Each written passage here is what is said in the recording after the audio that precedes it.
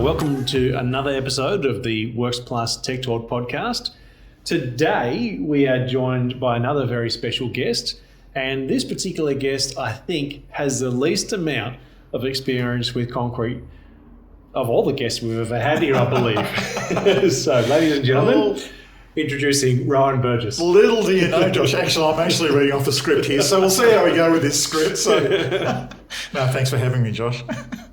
Rohan, it's really great to have you here. We're having you talk to us today because, most concrete polishers are small business operators, and a lot of small business operators see themselves as contractors or subcontractors, and with that comes a particular, focus or an acceptance of rules, just about. And, we both see small businesses operating a lot. You've got a passion for small business. And so we've got you here today to talk about some of what you do with small businesses and I guess some of those rules that people accept when they come out of trade school and some of the things that I guess we're going to open up some eyes today and talk about keeping a business in better health and what that means. Absolutely. I'll admit we were having a bit of a chat, and it's certainly cash flow or understanding the business side of running a business. Yep. Whether you're a financial planner, whether you're a concreter, whether you're an electrician, whether you're a mortgage broker, there are aspects to what we do that we don't really understand about, and it's usually those aspects around business and about how to run business. And one of those things that are key is cash flow. Ooh. Yeah. Well, we're not even a minute in yet. No, You've already named the elephant in the room. It is an elephant in the room. You're absolutely right. So, all right, let's wind things back a little bit and give our listeners a bit of an understanding of your history, and then we'll pick up back on cash flow after that. Well, I was born at a very early age. I believe that. I could go back to Scroop again. So I was 22 and had several gold medals, but that's not quite true. So I have been around what I do now for over 30 years. Yeah. When I first started working, which is many, many years ago, I think I was in a shop, or then I worked at Telstra for a while and whatever else. But I ended up in doing debt collection. Yeah, right. And sheriff's office and some stuff that was some really interesting. I did 10 months or 12 months in the sheriff's office. It was a very interesting time, but I started to understand a little bit about what I talk about now. Way back then, I ended up at the bank. I was working for Ascender Finance for the last 25 years or something, doing stock checks of car yards. So it's been around the cash space. I've worked in a pub. I worked at the Hilton for a while.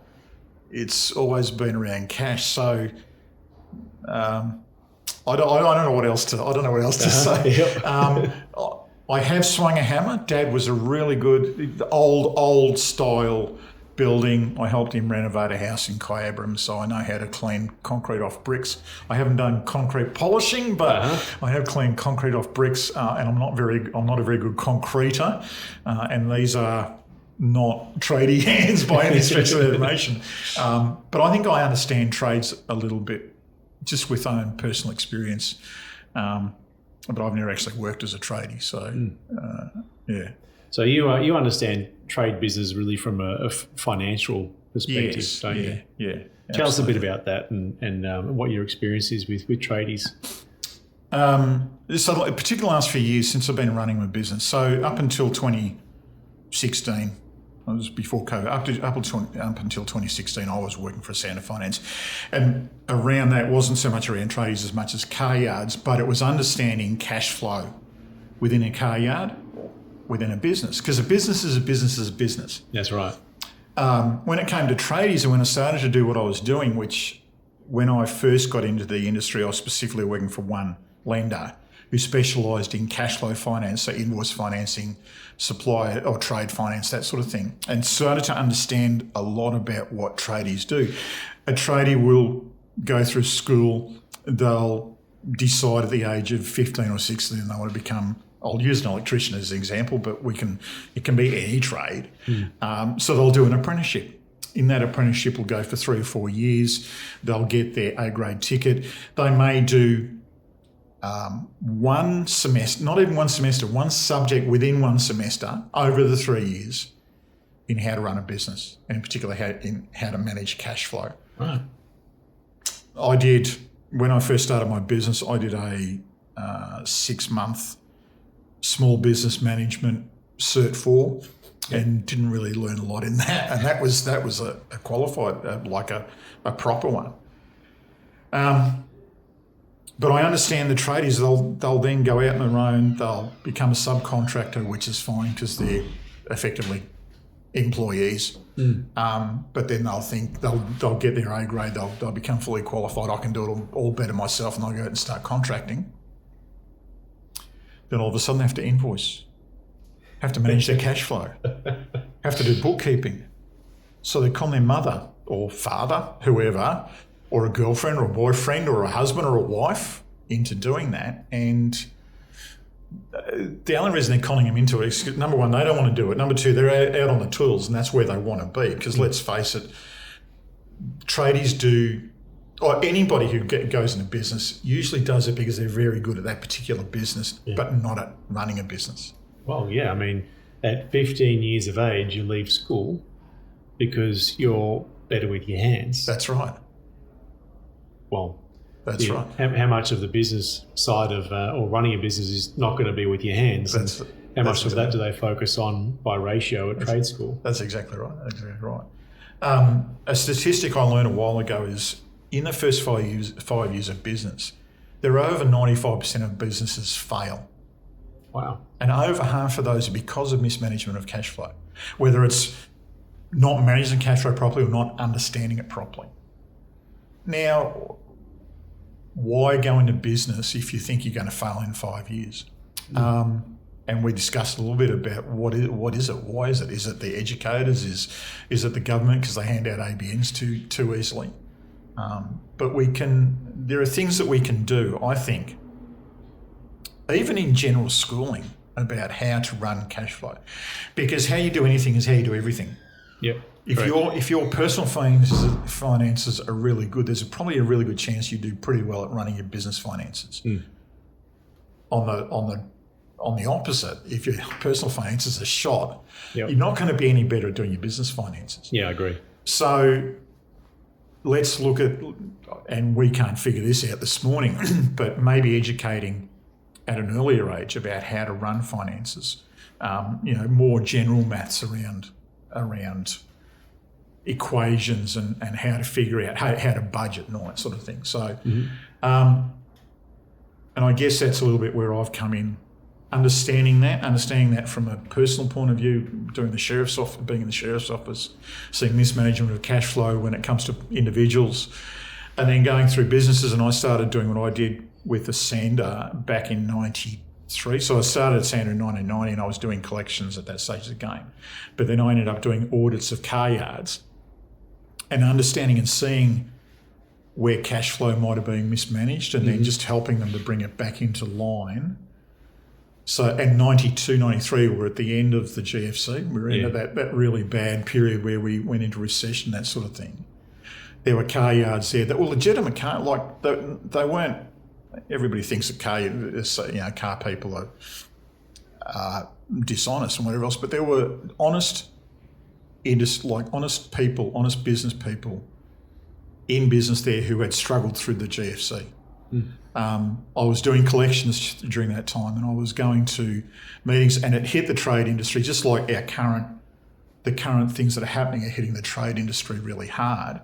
Back in the early 90s, it was hitting it really hard as well. Right. And it wasn't the little bloke that was doing the wrong thing. It was the little bloke who was getting shafted by the bigger bloke because the bigger bloke was going under. The little bloke wasn't getting paid. He couldn't pay his tradies or his suppliers. So there was that whole process. I started to understand then about cash flow and about how to, I sort of saw a little bit of it in the sheriff's office, but even more so in that area. So I spent 15 years doing those stock checks of car yards effectively and getting businesses from visiting them on a weekly basis to visiting on a quarterly basis, so because they'd gotten better at their cash flow. Understanding the requirements that they had to meet when it came to paying for their finance, when it came to wholesale finance. So I've had a bit of experience in that cash. So when I started doing what I was doing, it was around helping businesses with cash flow. I started in a business that specifically was just those sorts of products. I've now branched out into all sorts of all lending and focused mainly on that business finance though. So whether it's cash flow finance or whether it's asset finance, for me it's about helping businesses keep money in their bank account or put money in their bank account. Turnover is vanity, profit is sanity, cash is king. Mm-hmm. We can't necessarily judge where our business is by what's in the bank account, but cash is king. You need cash to be able to pay for an emergency supply or expand your business or pay your staff or Okay. So did that answer the question? I can't remember now. It has a little bit. So you sell cash, right? I do. So you mentioned before that there's two main areas of focus. One is in the asset financing. Is that right? Did I hear correctly? One is in the asset financing, and then you said the other one's in business financing. I think most small business operators are very familiar with the asset financing. We need another vehicle. We need more machinery to grow the business, which kind of, as you probably know, creates another little trap about 90 days down the road. But then we've got this business financing product, if you like. What is business financing? So the way I talk about business financing is cash flow finance. So it can fall into three areas, and I'll talk two in particular. One of the areas is unsecured term loan, what they call an unsecured term loan. So I'll lend you $20,000 and you have 12 months, 2 years, 3 years to pay for it, pay it back, like a personal loan, which is one form of cash flow finance, I suppose, because it's a lump sum. The other are a form of line of credit, overdraft, revolving credit facility and whatever else that you can sort of class them under. And they would fall into two main categories. One of them is trade finance, which a lot of your guys might understand. And the other one is invoice financing. A trade finance is, and I'll go back to the electrician, but it could be a plumber or a builder or a concrete or whatever else. They should be able to negotiate some trade terms with their supplier. An electrician would be, not Reece, Middies, right? They might have a trade account with Middies. Generally, most of those accounts would be a 30-day account. Yeah. If you have a trade facility as a revolving credit facility or a line of credit facility, you can extend that term up to effectively 7 months, because you could have a month with Middies and then another 6 months to pay off the Middies account with another lender, not with Middies. Yep. And this is all around cash cycle, and it's about understanding cash cycle. And I don't think it's one thing that they don't teach. I don't think they teach in trade, and they should teach in trade. Yeah. And a cash cycle is that cycle between when you've got to make a payment and when you get paid for a job. Mm-hmm. And we talked briefly before about contracts. Your terms, generally, tradies' terms will be anywhere from 7 to 30 days. Yep. I would always recommend a tradie keeps their terms at 7 days. Because to be a small business and 30 days without money coming in the bank account, and now I'm getting into invoice financing. Yeah. Well, if we're talking 30 days, end of month, we're talking 60 days. That's exactly right. Yeah. And that's what we're talking about is some contractors, it might be, or some the larger companies, they might dictate, no, we do 30 days end of month, which, like you said, could be 60 days. I remember, and it was something that the motor industry had to deal with as well, particularly when they're working with fleet or government, because government were always 30 days end of month. There was, at one stage of the game, I think it was what is now known as PTV. You're talking about cars, right? So a car, let's say $25,000 for a car back then, this is back a few years. And the transport company would do 30 days end of month after the finance meeting. Yeah, all right.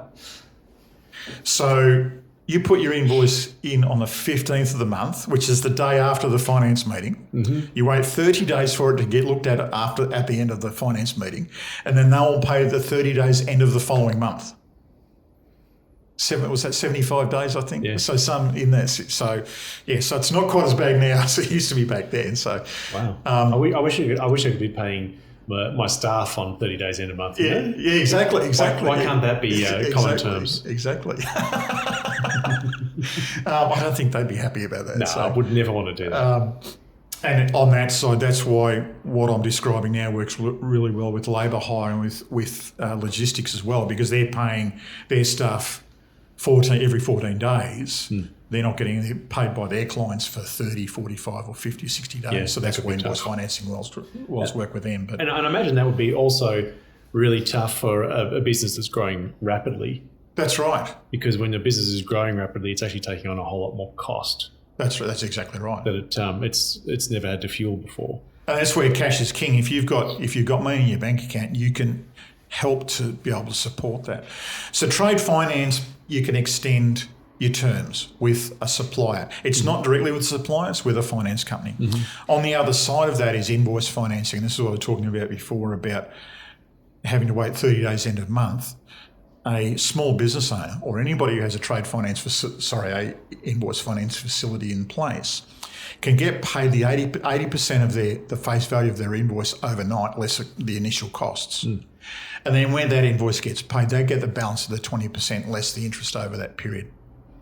So you can imagine a $100,000 invoice that's outstanding with, I won't name any of the big builders, but there's a few still around. And they're going to pay you 30 days end of month. What are we, the 3rd or the 4th of September? Yeah. So you're not going to get paid now until the end of October. If you can get 80% of that $100,000 invoice in your bank account overnight, what does that do for your cash flow over the next month and a half? We can eat. Exactly. So it's about closing that cash cycle, and look up cash cycle on Google. Google cash cycle to understand what it is, but it's simply to bridge that gap between when you're making a payment for your materials that you're using on that $100,000 job and when you're getting paid for that $100,000 job. Middies are going to want their money in 30 days. What do you do about that if you're not going to get paid for another 60? Yeah. Works Plus is definitely going to want their money in 30 days. Okay. Exactly. So that's cash flow finance or business finance. Yeah, okay. What's a general ballpark figure for percentage on that? On average, around about 1.5% to 2% a month. Yeah, now, people are going, 24% per annum? Yeah, but you're not paying it over per annum. You're only paying it for sort of 2 to 3, 4 months. Now, I'm sorry, if you've got 4% profit margin, don't do invoice financing. It's like, it's gone. It's gone. Yeah. Don't be in business, right? Yeah. But some people can actually get to that because of the amount of time that they've waited to be paid. Well, that's right. The actual value of their invoices has diminished by the time they've received it. That's exactly right. Now, I don't know what that percentage is. I think that would depend on the structure of the business. Yeah. Is you waiting for 60 days worth 3% of the value of that invoice? Like, have you lost that waiting for 60 days? I think you'd be pretty hard pressed to find any business that could maintain even that amount of value over that period of time on a outstanding invoice. That's right. I talk about invoice financing. When I talk to my clients about invoice financing, I always talk about, and this is a key in figuring out whether you're going to use invoice financing or not. You only invoice finance with those you know you're going to get paid. You just don't like their terms. Yeah. The Joe average that you don't know the client, you don't necessarily have any history with the client, you don't invoice finance because it's not what they call non-recourse. If that invoice doesn't get paid and the finance company's paid you 80%, you have to pay that 80% back. Yep. Right? So you always only invoice finance, those ones that you're going to get paid. On the other ones, you have to wear it. And this is where I've written an ebook. It was seven chapters. After our discussion this morning, it could be 8 chapters, but we'll leave it with a 7 for the moment. But one of them in there is about follow-up and about processes. And it's about, if you get really good at these different areas of cash flow, or not cash flow finance, but understanding cash flow, then you can improve your cash flow, you can improve your profitability, you can improve the way you feel and work. Because how many of your listeners will wake up at 3 o'clock in the morning and worry about the invoice that hasn't been paid, or worry about the invoice that has to be paid that they can't afford? Yeah. If you get a handle on your cash flow and start getting cash in the bank, have money left in your bank account or get money in your bank account, how much more comfortable do you feel? You know, you wake up at 3 o'clock in the morning, oh yes, I can afford to pay that bill and be able to go back to sleep instead of worrying about it. Yeah. So that's... So this kind of takes a bit of planning too, though, doesn't it? Because you said before that if the financing company doesn't get paid for for your invoice, then you've got to pay it back. So you also need to, if you typically aren't getting paid at the moment by some of your clients, there's also a strong chance that your terms and your contracts aren't very strong, you know, if you've got them. Yeah.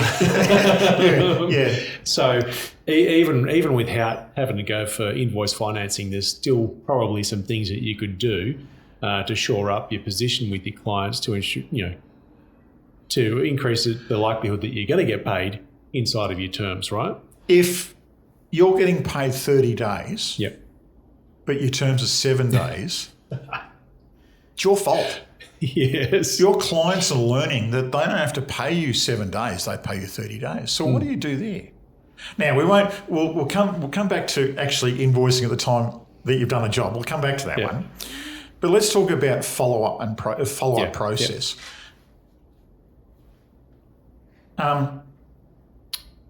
They're only paying you. There was an old bank, State Bank of Victoria, many years ago. I don't know whether you remember or not, but State Bank of Victoria. State Bank of Victoria. Their catchphrase, I think it was them or CommBank, used to say, "It's your money, Ralph."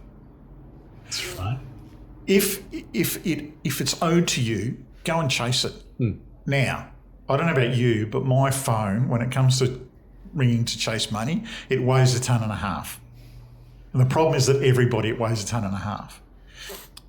But the reality is, it is your money. So why not ring them? Now, you can still do I'll use Xero as an example because I use Xero when it comes to accounting packages, but I know there are other accounting packages and there are job management packages and whatever else that can do a lot of this.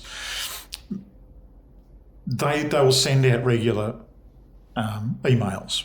You can set up texts and SMSs sent, that sort of thing.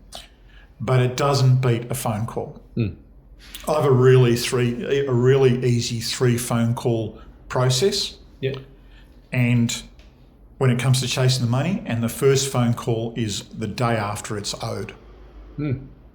It's a really easy, hey, Josh, your invoice was paid yesterday. I just want to make sure everything's all right. And this is, when I'm talking about this, I'm talking about when everything's done fine on the job. Because if there's issues, then that's a whole other aspect. This is if the job's done fine. Hey, Josh, your invoice was due yesterday. I just want to make sure the job was all right. I'm just wondering if there was any problems. Oh no, we've just missed it. Sorry. All right. Well, will you be able to make the payment tonight? Yes. Yeah. Absolutely. So then 2 days later, if I haven't seen the money in the bank account, it's a slightly firmer call and said, Josh, you promised me a couple of days ago you'll make the payment. Did you miss it? You know, what happened? Have you got any issues with the job? Are we all good? Sorry, the accounts lady left and I couldn't get it done or something like that. So it's the accounts lady. Yeah, the accounts lady. Blame it on somebody else. But it's like, all right, well, you know, can you make the payment overnight? I'll double check the bank account tomorrow night and make sure it's in. Then that third phone call is firm. You've promised. This is my last option when it comes to my phone calls. The next phone call you get's going to get from a debt collector. And you'll find 90 to 95% of your overdue invoices are going to get paid after that by that third phone call. Yeah. The 5% that don't are going to give you grief anyway. Mm-hmm. The thing is, be consistent. Yep. And if you say you're going to send it off to a debt collector, send it off to a debt collector. Mm. It's about being consistent. But if you're consistent with those phone calls, now, yes, it's hard to pick up the phone. Yes, you can still use your emails and your SMSs as reminders. It's nice to send an email a day or two before the invoice is due going, just want to remind you the invoice is due tomorrow. Mm. You're consistent with that. So due on day 7, by day 10, 12 at the latest, you've made that third phone call and you have either got 95% of your overdues paid, or you know where people are going to stand after that. And then be consistent with that process. Do it every time. I always ask people, which bills do you pay first? And why? It's usually the squeaky wheel gets the oil. Yeah. It comes back to the whole, since I started business, you started business with a set of rules. And a lot of the time I'm just a small guy. I'm not charging a lot of money for it. I've just started, so I need to build up my customer base. And then I don't want to upset these customers because, I don't want to lose them. It's like, hang on. Yeah, we're not doing it for nothing. No. If you don't do that follow-up, you're effectively doing that work for nothing. So how good is the client if they're not paying you? Yeah. Exactly.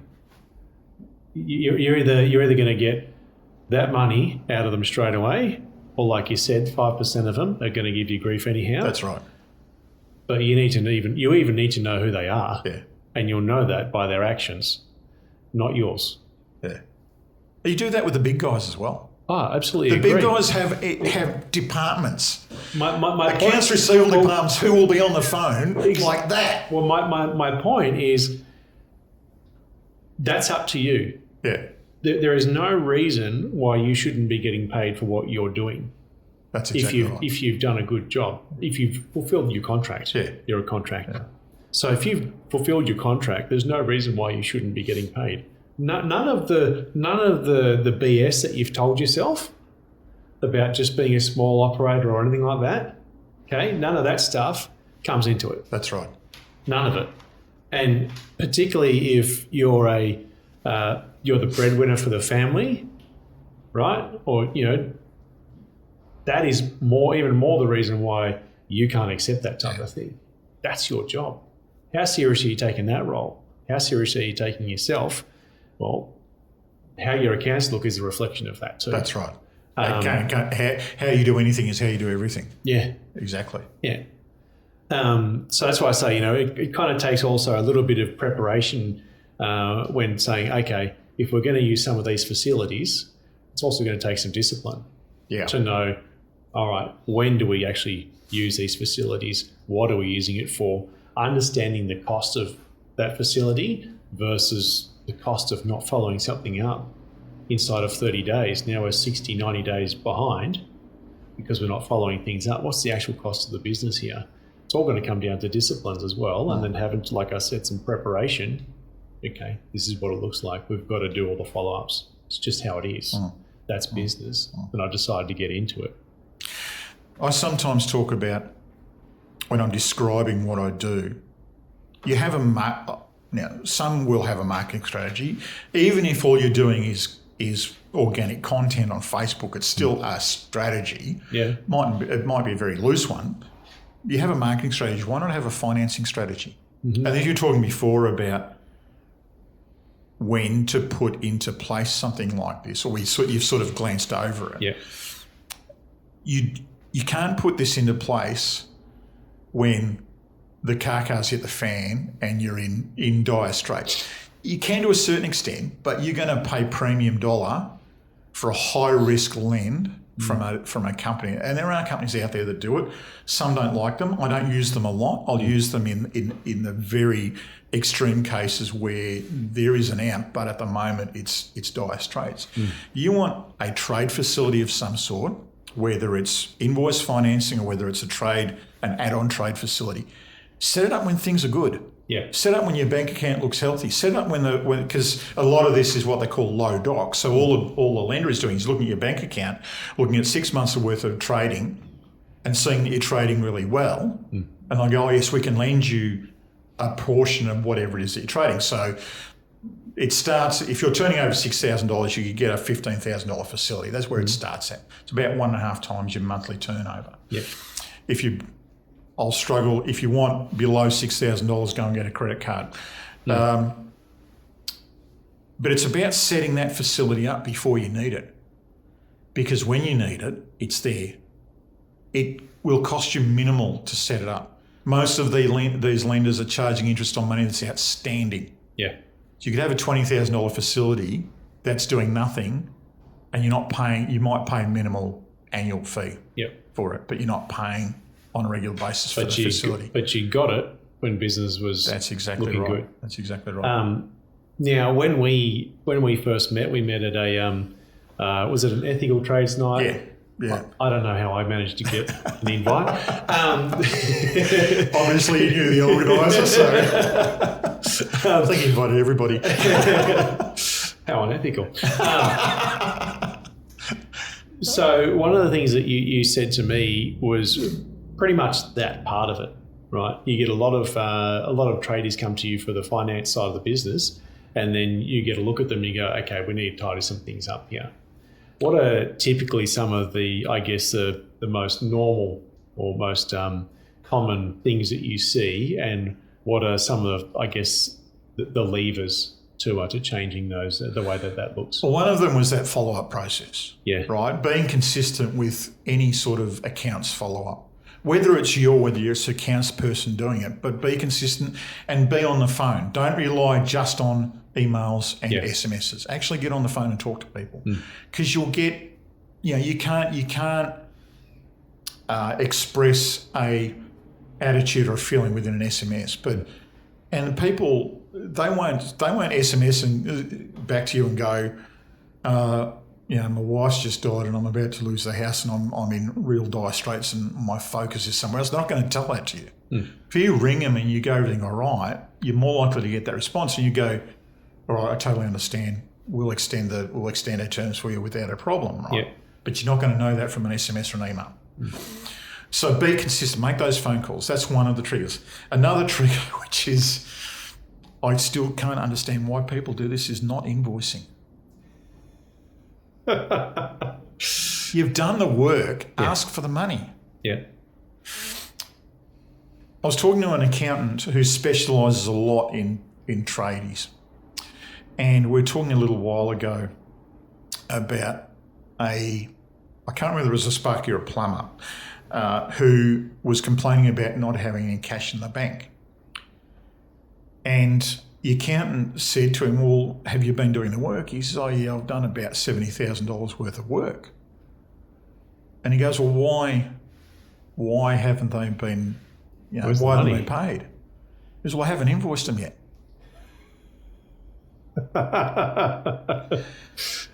I've got a mate of mine who's a Sparky. He's in the same situation now. He does a lot in the preparation of the invoice, and I'm sure there's easier ways to do this. And you'll find people who, like tradies, who are doing this really well. Because he puts almost War and Peace in his invoices, right? Because he takes it's a whole. I don't know why or how he does it, but that's the way he does it. So to do an invoice takes him a couple of hours. So you can imagine he does a few jobs a day and then spends 4 or 5 hours at night doing invoicing. Is it a hobby? And it's like simplify your process when it comes to invoicing. So invoicing. I'll be honest, I don't know how job management software works. Yep. But from what I've heard talking to a lot of tradies, a lot of the different softwares will offer abilities to be able to change quotes into invoices. Yeah. So when you do the job, we'll use a sparking example, he goes to Mary Magdalene and does, or Mary Smith and does the job, and he's there for a couple of hours. Yeah. Why not stand in her front door and go, "Are you happy with the job, Mary? Oh yeah, it's great. Look, I'll just email you the invoice now." Absolutely. Done. Yeah. Mary probably going to pay that overnight. So in this particular job, the $70,000, right? It comes back to the accountant said had to go and go and get those invoices out. Came back the following week, 90% of them been paid because it was Mary Smith. Yeah. It was mums and dads who were just waiting for the invoice to pay them. Far out. So, invoice, ladies and gentlemen, send out your invoice as quickly as possible. Yep. Because they don't. Your terms are not seven days to send the invoice out and then 7 days to get paid. You invoice and they've got no terms. You invoice the day it's your money, Ralph. Yeah. Ask for it up front. Yeah. Offer discounts. I've actually written a 7, like I said before, about a 7-chapter ebook, and it talks in there about offering discounts. You've come here to start an argument with me, haven't you? No, incentive. I haven't. I don't believe in discounting either. But probably incentives is a better way. Mm-hmm. Like, if you want to pay me 7 days, that's fine. This is the price. I'm all for that. If you pay me cash today, I'll give you a 10% discount. Yeah. At the same time, the discounts have got to make sense. Yes. I get that. What I'm trying to say is about incentives, about them paying. If it's a longer job, and a lot of your guys will understand progress payments, take progress payments. When it comes to professional services, it might be retainers. Yeah. So these are the ways of being able, because we're talking about cash flow. We're talking about money in the bank account. Cash is king. So some of these aspects, some of these ideas will help to improve that, whether it's retainer, whether it's progress payments, whether it's discount to pay me today. Because if you leave it 7 days, if you use invoice financing, I'll use invoice financing example. If you use invoice financing, your $100,000 invoice is actually going to cost you $102,000. Or $104,000 because it's 2 or 4%, 2% per month for however long it takes. Yeah, so now you're making 96 or 98. That's right. So why not offer an incentive to pay cash today or to pay it up front, that sort of thing. Otherwise, add the extra 4% to the 100 if you're going to be paying. That's right. That's exactly right. And there's no problem with doing that. No, it's understanding the terms up front. Just deciding what the terms are going to be up front. Yeah. Right? I will put a disclaimer in here. Yeah. This is working business to business. Yes. Business consumer, when it comes to lending, business consumer is controlled by what they call the NCCP, which is it's a national code that's set up for all consumer lending. And it's because before this was set up, it was lenders, not so much brokers, because I'll admit I'm a broker or a finance broker. There weren't as many brokers around there, but a lot of lenders, banks, that sort of thing, were taking advantage of consumers when it came to lending. So there's been some really strict guidelines and rules set up around consumer lending. So when I'm talking about business lending, when I'm talking about invoice financing, when I'm talking about extending finance to clients, I'm always talking about commercial, business to business. Yeah. Correct. Yeah. Yeah, okay. So that's my disclaimer. I probably should have put that up front. But but at the same time, that is, again, understanding your terms inside and out. That's right. Before submitting the quote for the project. Yeah. Who is my actual client here? What type of terms are going to be suitable? Then it comes down to, okay, well, if I'm taking on this type of client, that's my client base. That also determines what the terms are for payment. It also determines when our follow-up calls and those disciplines are going to kick in as well. And if you're going on holidays, guess what? Maybe you're not going to. If you're going on holidays, in 2 weeks' time, you got to make sure they're paid. Otherwise, you're not going to be able to do your follow-up calls, right? That's right. Can't do that job for them. And that's a really good argument for making sure that you do have those terms and conditions in place. Yeah. privacy policies, the whole lot of that's a legal conversation. Could put somebody onto you for that for another conversation if you like. But privacy policies, what's that? Yeah. And they don't teach any of this in trade school. No. In fact, I don't think like I said, I think one subject of one semester about how to run a business, but how much do they really talk about terms and conditions and privacy policies and cash flow finance, or cash flow at all, not cash flow finance, but cash flow at all. Yeah. How to run a zero account as an example. Yeah. And that's something that I think there could be some really simple programs and processes put into place. I will admit that some of the government stuff that you can jump on and try and find about running a business is available, but it's not enforced. So you can go and get an ABN if you want to start a business and know nothing about business. And there's no keys or no suggestions when it comes to getting an ABN. So yeah, and I find that interesting. It's one of those things again, and we actually operate in some way an unregulated industry in concrete polishing. There's no formal training, no trade training at all. Yeah. So even less chance of having a business, any subject around how to run a business. So correct, yeah. And then in other countries, say in particular, I know in Europe, you pay. This is going back to showing my age now, but you had to pay like 25,000 euros to register a business. Yeah. So you had to have actually come up with the capital somehow to do it. And if you're putting that sort of money up, you want to know how to do it, don't you? Yeah, absolutely. But you had to go through training for it as well. Yeah. Whereas in Australia, it's kind of you don't have to. Very, very low barrier to entry. Yeah. But at the same time, it means that just about anyone has the opportunity to go and build something. Yeah. So it's just one of those things. It's both the it's the pro and the con together. But 95% is pretty high fail rate, isn't it? Yeah, and that's across the board. It might not be the same in concrete polishing, but if there's a really low entry level, like anybody can do it. Well, again, it's to start grinding and polishing properly, you're looking at a setup cost of about $300,000. Yeah. So it's not really easy to get into, and that's probably one of the things that makes it attracts a particular type of person, and I guess a certain amount of financial literacy as well to get there in the first place. But some people get lucky. If what you say is right though about, I lost my train of thought here. It's $300,000 to get in. There's no it's $300,000. It's not regulated, so it's not as if it's $300,000 to buy some machinery and vehicles and whatever else. How much training is there? There's training in how to use the machine, but how much training is there in how to run a business? Yeah. And if you're the sort of if you're new in business, you're going, I want any client.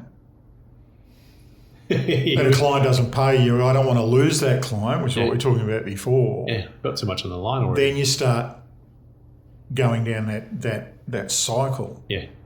If you've spent $300,000 on materials to get into concrete polishing, you've got to make that back. How quickly are you going to make it back? If you get worried about ringing a client to ask them for their $20,000 that they owe you, it's going to take you forever to make the 300 back. Don't even starting to make a profit. You know what I mean? Either you're making the call to get your money, or the bank's making a call to you to take your house. That's right. Which one's it going to be? That's exactly right. How do you want to operate? And I imagine you'd see a lot of scenarios come to you where business is growing really fast. I don't run a very tight ship. Got $90,000 worth of invoices sitting out there, or $70,000 worth of invoices that I haven't put out there that aren't paid, and because I'm just so busy, I haven't had time to do the invoices. But we're growing so fast, so I actually need a bit more. Need to raise a bit more finance to buy some, to invest in some more machinery. It's like, hang on, you're just about to increase this mess. Yes. This is a train wreck coming and you're just fueling that thing to be a bigger mess. You really want to tidy these things up. And I think from the conversation that we had, working with you's really been, for customers of yours, this is a real great, addition to what you do, because you have a lot of, interest in what they're doing and what they're setting out to achieve. When they come to you and they look like you can identify, guys, you're driving a train wreck here. Yeah. Let's get some disciplines in here. Let's tidy this up, not just for the sake of being able to get this finance today, but to prevent what you can see coming down the road. Give your hapless partner a break. Mm-hmm. Go and find an accountant and or a bookkeeper. Yeah. Somebody who understands when it comes to the finance. I can suggest other people as well, but certainly when it comes to finances, and I'm not talking about a tax-only accountant. I'm talking about an accountant who can look at your entire business. My accountant has a bookkeeper as well attached to her, and I use them on a regular basis. Now, I do most of my own bookkeeping at the moment, but when it comes to asking bookkeeping questions, I have access to it. But if you're invoicing all the time, you're out in the tools all the time, have an accountant and bookkeeper in your stable that can handle that side of things. It's not a cost; it's an investment. Yeah. Oh, it comes back to the same thing again, right? Like you said before, that someone ends up getting volunteered, appointed to do that admin, and that's usually the person who's living under the same roof as you are. That's right. And you're kind of running a bit of a loose business yourself. The rest of it falls onto them. It's just not creating a good environment, right? And then you don't have a full understanding of what the cost of this actually is. And you're probably doing it with someone who's not trained. And so you're not getting the best value for, I'm going to say money, even though there might not necessarily be an actual exchange of money there, which means that you can't measure the value. And so you don't know where that cost sits in the business either. And so if you actually said, okay, well, we're going to outsource this, now we actually have a defined cost. Now we're putting together a budget. Now you start to understand some of, the budgets for your own business. You're knowing your numbers. You're knowing your numbers. Yeah. So, I mean, I'm surprised at how many people call me and say, this is the project that someone's asked me to do. What kind of money should I be charging for that? It's like, how the hell should I know? Yeah. You should really know. It's a bit scary. And I'm not saying don't call me. Stop calling me if that's where you're at, because all that tells me is that we've got to do some other work. We've got some great opportunity to do some more work with you getting to know your numbers, because once we know the numbers, we can actually start to move forward. But if you don't, you just kind of live in hand to mouth. Yeah, numbers is funny, particularly when it comes to charging. And I think accountants they're not going to know everything. There is a government website, I think it's the ATO, that runs a website that you can actually extrapolate out some numbers. And they use, I don't know whether it's in the case of how much to charge, but there will be numbers within their range that can help you understand more about your business. And the reason their numbers are really good to understand is because they have years and years of data.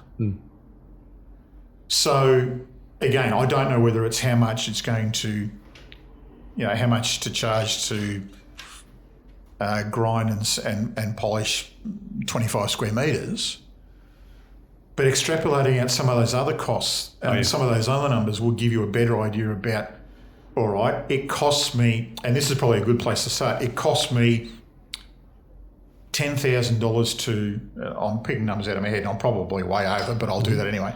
I know it costs me $10,000 to go and do a 25 square metre job. I like this guy already. Thank you, guys. You're not coming to do mine. You're like, I've got $10,000 and he's got 250 to do, guys. But it's then understanding about, all right, I want to be able to make 10% profit on top of my... But understand where your profit margin is too. Where is your profit? These are all numbers that, and again, this is an accountant's conversation. Understanding your P&L, understanding what your gross profit margin is, understanding what your COGS, your cost of goods sold is, and all that sort of thing, and then understanding, all right, it costs me this amount to run a business. How much do I want my profit to look like? And it's from that. If you don't know how much to charge, figure out how much it costs you to do a job directly. Figure out indirectly how much it costs you to do the job, and then figure out how much you want to be able to make on top of that. That's a good place to start about how much to figure out. That's not my notes. That's not my expertise. Yeah. That's just general understanding about how to run a business. Yeah. You know what I mean? So it's potentially harder for a service industry. It took me a little while to charge for my services, but I charge a nominal upfront fee. And for me, it was just so that I know my clients have got some skin in the game. And so when I ask for information, I've already paid him, I need to give him this information. Yeah. Instead of them kicking around and going, oh, yeah, it doesn't matter. Because it takes me a little bit of work to find a lender, to do documents, all that sort of thing. So, yes, I get paid commission. So my upfront is a nominal fee as a commitment from the clients. Yeah. That's a little bit different. My margins are a bit different, but that's how I operate. But when it comes to, it costs you to do that. Don't forget the petrol it costs to get there. Don't forget the time. If it's somebody else, don't forget however much you charge your time at. All those sorts of things can determine how much you charge. It's about how much you want to know at the bottom at your bottom line. Absolutely. Okay. Yeah. I've got a whole lot of tips. Like I said, I've written an ebook. Yep. I've got 7 tips that people can use to improve their cash flow. And is now the right time to do this? Absolutely. That was the next thing I was going to ask you. So improve profitability. So profit is sanity. Improving your profitability will improve your cash flow. There are 2 ways to improve your profitability. You either increase your costs or your prices. Now, if you don't know where your prices are, understanding your prices in the first place is a good start. And then decrease your spending, particularly if you've been in business for a while. How many industry magazines have you signed up for and subscribe to that you don't read? That's just one example, and I've got other examples in there as well. Improve your business model. So it could be encouraging to pay a deposit or upfront fees. We're talking about cash flow now. We're talking about putting money in your bank account and keeping money in your bank account so that you can use it to expand your business, pay your staff, do whatever. So encourage to pay deposit or upfront. Reduce terms. Now, if you are normal 14-day terms, bring it back to 7 days. If you're operating with consumer, like I said before about the $70,000 of outstanding invoices, mum and dad could just be waiting for the invoice to be presented and they're going to pay it up front. So don't give them 14 days, give them 7 days, right? And in some situations you might go, it's cash up front. Or not cash up front, but cash and COD. COD.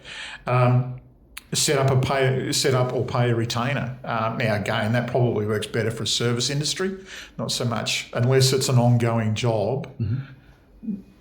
I'm sure you've got more than just concrete polishers listening in on the podcast. So it could be a mowing job, just set up that regular retainer sort of thing. You can do it with your suppliers, so you can negotiate, increase your terms. So I talk about 30 days with the likes of Reese or Middies, but if you're really good with them, and there are other suppliers out there as well, see if you can get 45 days out of them. We're talking about... You won't get that here. Improving your business model and doing some of the things that will improve that cash flow. We're talking about reducing that cash cycle, that gap between when you have to pay for an item and when you get paid for that particular job. So negotiate or increase your terms with suppliers. Bounce one supplier off the other. Bunnings is going to offer me 30 days. Go to Bowen's and go, they'll give me 45 days. Go back to Bunnings and get it to 45 days. Yeah, that's what I mean. So play it off. Use consignment stock. So again, not so much in your industry or in service-based industry, but if it's an industry where you're providing material or providing what do you call it, items of stock. Have the manufacturer pay for it instead of you having to pay for it, and you sell it on consignment. Use multi-suppliers and negotiate terms, which I talked about. Eliminate mistakes. This is probably one of the biggest things, and this is where optimizing and using technology is best. So automate and optimize your processes. So use job software where when it's available. It'll automatically do things like send out invoices. Use accounting software like Xero, MyOb, QuickBooks. Have written processes. The other thing too is write down your processes. Good thing. Number one, when you forget what the process is, you've got something to refer to. Yes. But when you have somebody start that's going to do it, your process is already written down. Yep. All right. They can stick to it. Eliminate common mistakes like neglecting to send out invoices, which we talked about. Ordering too late or paying more for urgent shipping. So over COVID, and I think even now, a lot of industries are working on just-in-time supply. Yeah. You pay more for just-in-time supply, So move to just in case. Yeah, eliminating mistakes can adjust that. Inaccuracies and errors in record keeping, service or goods errors that are avoidable.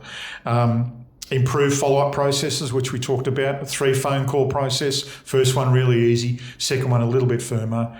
And the last call, about a day to 2 days between each phone call. So 7-day invoice, 10 days, you pretty much know where it is. It's either paid or it's gone with the collector. Yeah. 95% of late payments will be paid by at that stage. Be consistent. A couple of other points that I forgot to mention there. Ask for payment dates.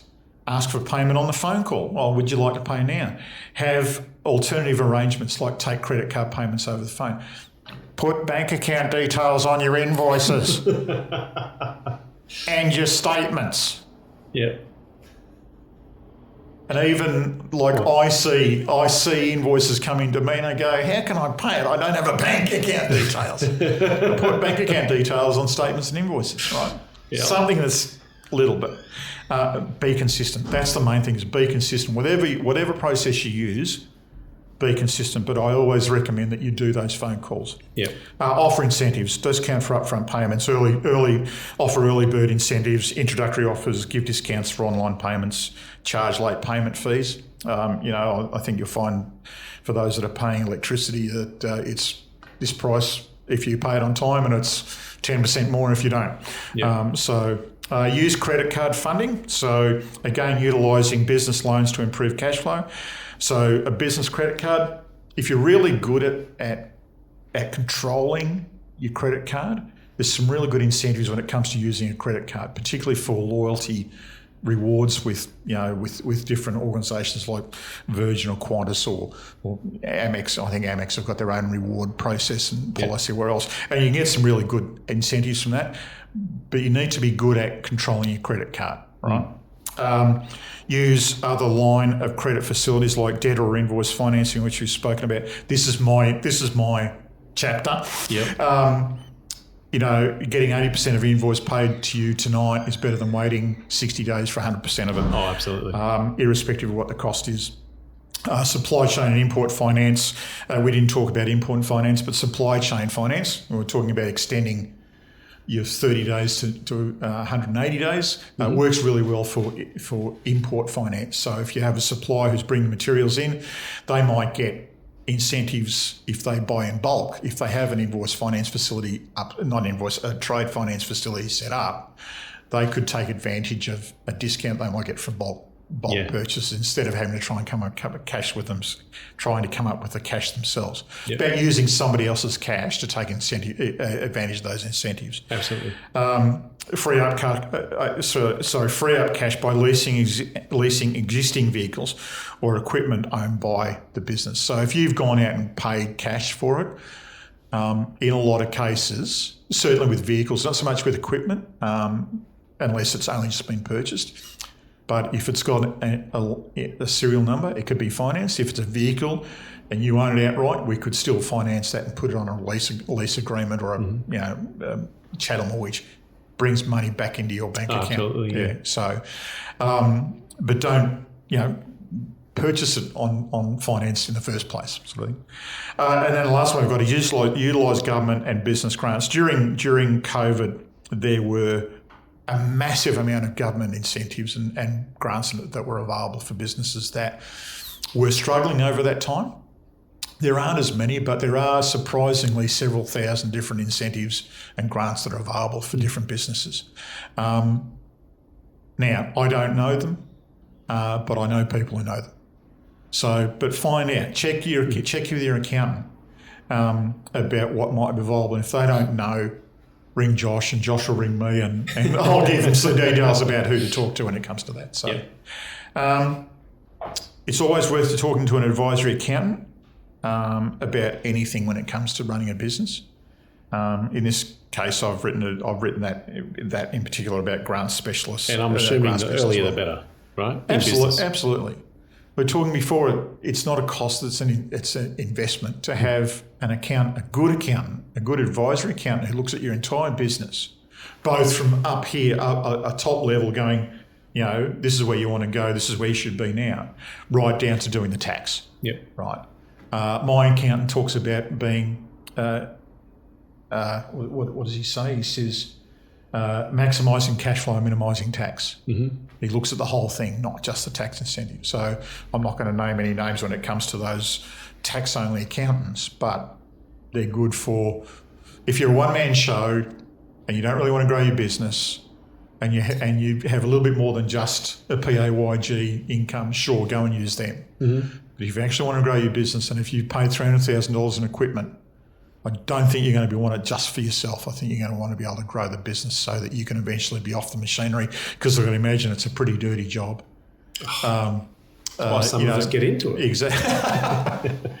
And you'll get to the stage where you won't be able to swing that machine anymore. You'll want a younger bloke to be swinging it. You want to have a strategy about how to grow the business. So go and get a good accountant that will look at the whole business. Mm-hmm. So that's my seven steps. And as I said, as we spoke about before, I could add contracts into that as well, and understanding contracts, understanding how to negotiate contracts, and having your own contracts set up and that sort of thing. So that's another area that, up front it could cost you, but it could save you. It could improve your cash flow by having some really good processes in place. I think also a lot of people are scared by the contract thing as well. Yeah. But what I think is really practical about it is that all the boxes are ticked during the quote, and when everyone gets to site, everyone knows what the expectations are. And once they've left site, everyone knows what the expectations are. And you said before that for a lot of guys, picking up that 1.5 ton phone to make that first phone call about how about that invoice. If you don't have a contract in there with really clearly stated out terms, it becomes a whole lot harder to pick up that phone. That's right. But if that's in there as the terms of terms of business together, it's really easy to pick up the phone and say, hey, remember in the contract it says this. Yeah. Well, I'm calling about that. Yeah. Yeah. And they might say, oh, yeah, I've overlooked that or whatever. Makes it a whole lot more comfortable. If you've got nothing there, haven't even sent out the invoice yet. It just makes it a whole lot harder to pick up the phone because there's varying levels of expectations. It's a bit ambiguous, and if you're going into a conversation like that, it's not nice. I was just thinking, I can't remember the name of it. There is a government lever in there. It's kind of in the contracts, but it's in the invoicing. It's about stating something in the invoice that allows for the government to step in to help with collection of money at one point. Now, a tradie accountant should know what it is, and I learned that a few years ago, and it doesn't apply to me. But it would come down to that contract again. It's about understanding that contract. It's about making it easier, and it's making that phone go, well, you've agreed to this based on the contract, based on them accepting the invoice, based on this, based on that. There's no reason why you shouldn't be paying me up front, you know what I mean? So but I'm going to do a bit more research into contracts and that sort of thing. But it's, I think another chapter I can add to the book. 8 chapters. Yeah. So I know all that. I know all that. I've learned it. over the last few years whilst being in business. I learnt it before being in business, being in the sheriff's office, being, doing stock checks of car yards because it's still around cash flow. Yeah. Being in collection agency, it's all things that I've learned about. I understand how heavy the phone is, whether you're asking for an invoice to be paid or whether you're asking for an appointment. It's the cheapest form of marketing is the phone call. And if you don't have an ego and you're happy to pick up the phone call, the world is your oyster because it's a numbers game. Yeah. So the phone really doesn't weigh 1,000 kilos or 150 tonne or whatever.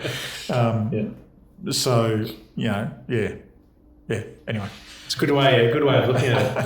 Rohan, thank you so much for joining us today. We're just going to lighten up the conversation a little bit now. Yeah. Tell us something that our listeners might be surprised to learn about you.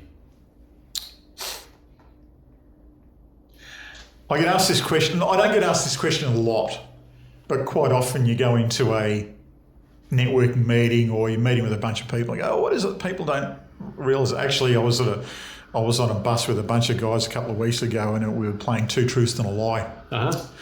And one of this thing was one of my truths, but a few people thought it was a lie. So I play trumpet, or I used to play trumpet.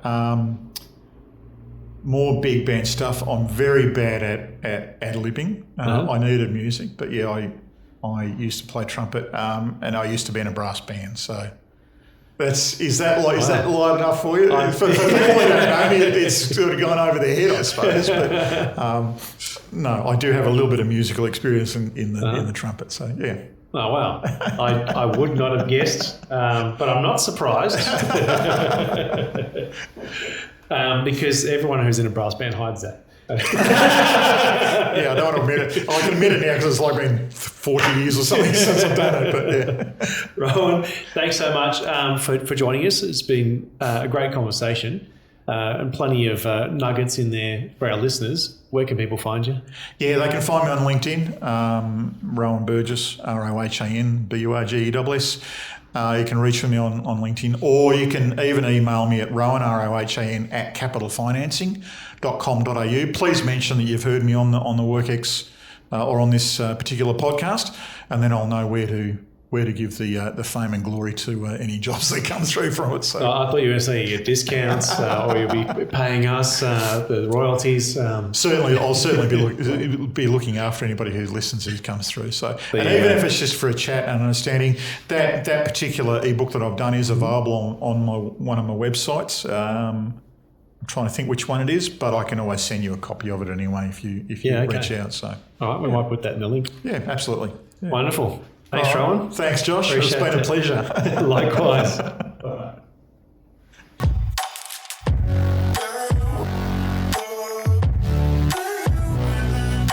This show is proudly supported by Works Plus. Works Plus brings total solutions to all concrete grinding and polishing contractors to make it totally work for their daily operations. We hope you've enjoyed this show. Make sure to tune in each week where we're going to dive deep into all things related to concrete grinding and polishing. We're here to help you so that you can boost your outcomes on the floor.